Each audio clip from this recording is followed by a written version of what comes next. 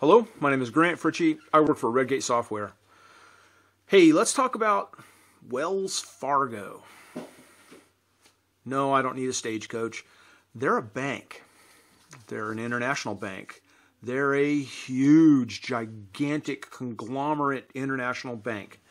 And as I record this, they are offline for their second day. Their banking system is offline for the second day. Now, I'm assuming that you'll track this in the news and you'll see what's going on. I've been tracking it. I've been following it because as soon as I found out about it, I got really excited. Why? Well, what do I talk about a lot? I talk about, the need for backups and talk about the need for disaster recovery. I need, talk about the fact that, oh gosh, you had an Azure outage. Maybe you should have had georeplication. Maybe you should have secondary copies of your backups. I talk about disaster recovery, that kind of stuff. So this is a living example of it. Now, disaster recovery is hard. And the bigger you get, Wells Fargo, the more expensive disaster recovery becomes. And a lot of companies, a lot of organizations don't do disaster recovery.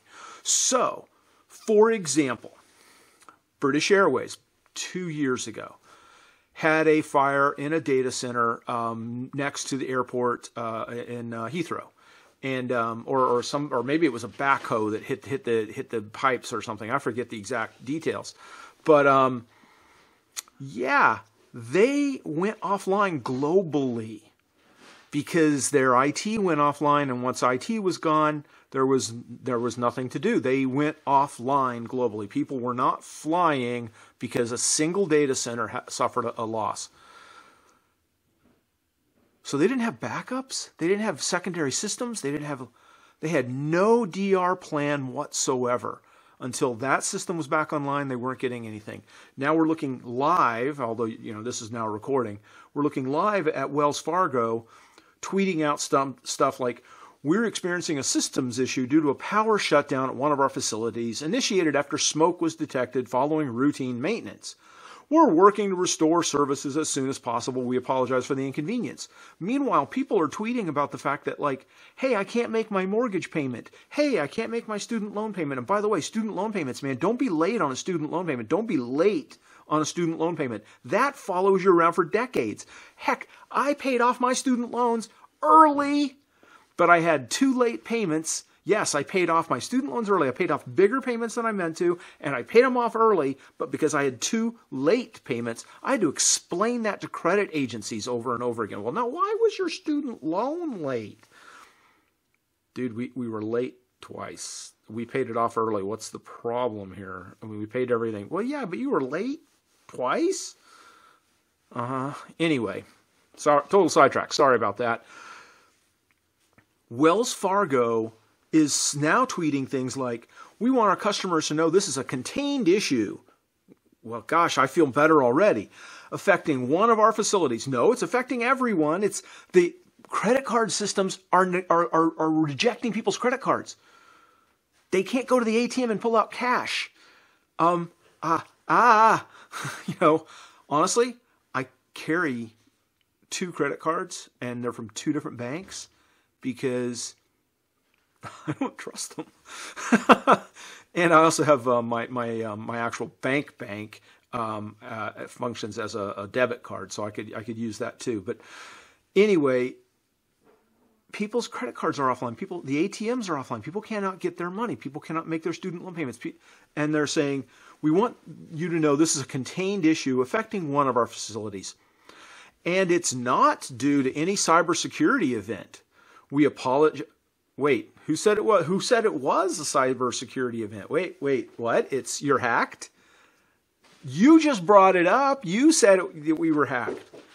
You didn't need to tell that. You shouldn't have told that. That's really bad communication. We apologize for any inconvenience caused by these system issues, and any Wells Fargo's fees incurred as a result of these issues will be reversed. In short, they honestly expect their IT system is offline. You can't get to your money. but they're saying that they're probably still going to put fees on you, but they'll get those reversed later. What? I mean, seriously, how freaking bad is this? And it's all about DR. Now, I get it. A lot of people watching my videos are not going to be corporate heads. If I get one corporate person watching this video, please, if you're a hardcore C-level person and you're watching me, put a comment down below. Oh, yeah, I'm a C-level guy and I saw this video. I'm not picking on you guys at all. I understand why you make the decisions you make, but you're making them wrong if you're not ensuring that you've got a DR system that is tested. Right? It's not a question of just getting DR. DR is easy. You know, oh, cool, we've got backups. Oh, cool, we've got a secondary site. Oh, cool, we've got emergency power. We're all set. We're done. No, no, no. You're not unless you've tested it. If you're not testing DR, then you don't have a DR system. If you cannot validate that the recovery will occur, then you literally don't know if you've got a DR system. You have to validate and test. Now, IT people, I get it that you're not in control of this stuff, but you've got to take these things, you've got to see when these things go by and go to your boss. You've got to do this. It's on you. You've got to go to your boss and go, geez, I don't know that if we had, you know, we've only got the one data center, and if it goes away, we're out of business. So that's not a good thing. Maybe we should spend some money on DR because, well, I mean, we're watching, you know, this company.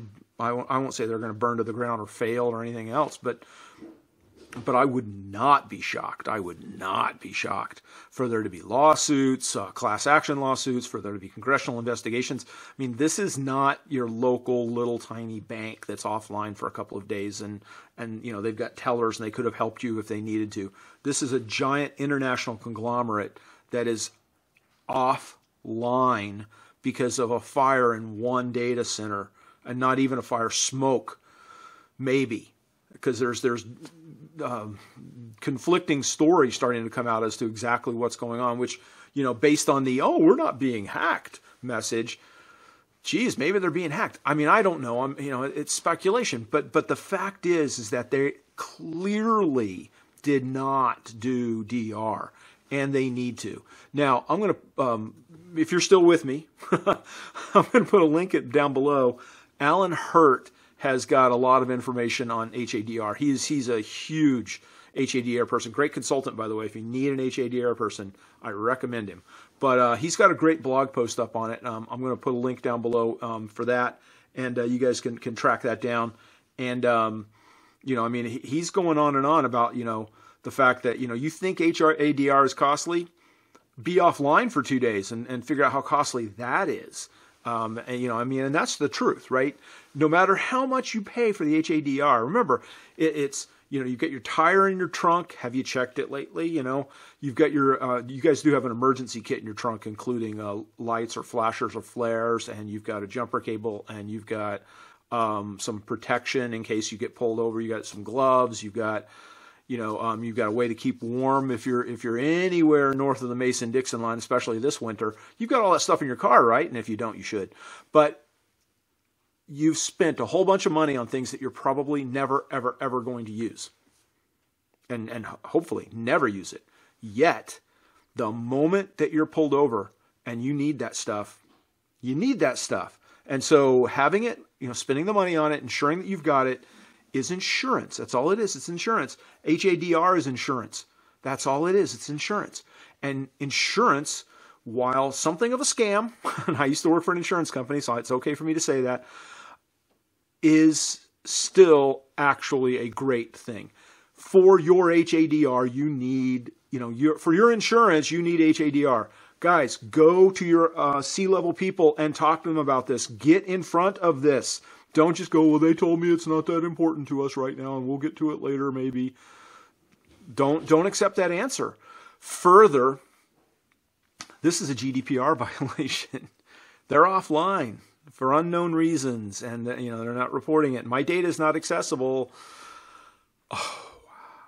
It's amazing. So anyway, My name is Grant Fritchey. I work for Redgate Software.